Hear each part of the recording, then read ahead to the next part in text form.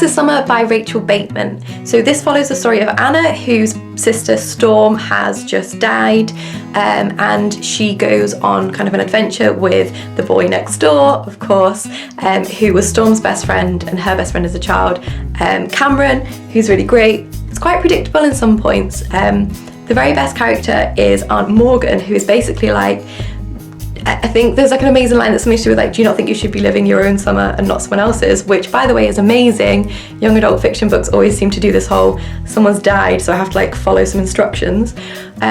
Really great, really emotional. Obviously there's some predictable bits. Of course they get together, of course they fall in love.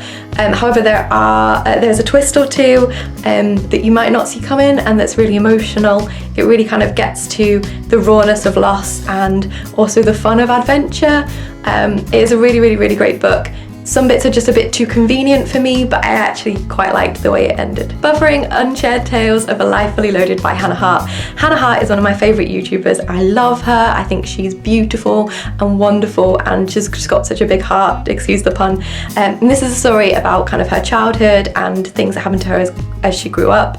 There were times I cried, there were times I laughed, there were times I completely understood where she was coming from. However, I do kind of wish there was more to it.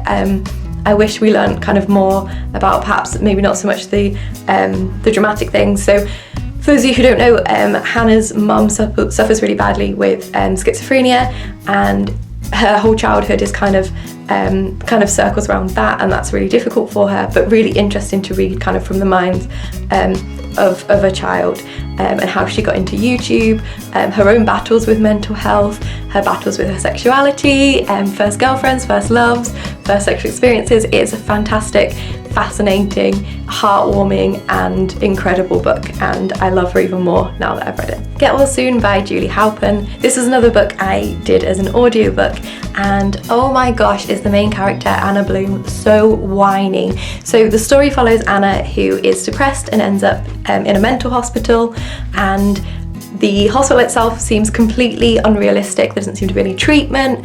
They're not allowed to smile. Do you know what I mean? It's like, it's not a very sort of dramatic book, then it's also not particularly funny, so I don't really know where it's kind of pitched between those. Of course she falls in love with a guy called Justin, who seems fine, like a little bit boring, but like, you know, he's fine. This character called Matt O, he's fantastic. Her roommate, she's really interesting. She pretends to be pregnant while she's in there. So there are some good characters, but Anna is so ungrateful, so self-centered, so incredibly boring. And there's not really a lot about her treatment. She's just kind of in there for 21 days and then boom, you're cured, off you go. So I probably wouldn't actually recommend this book, sorry.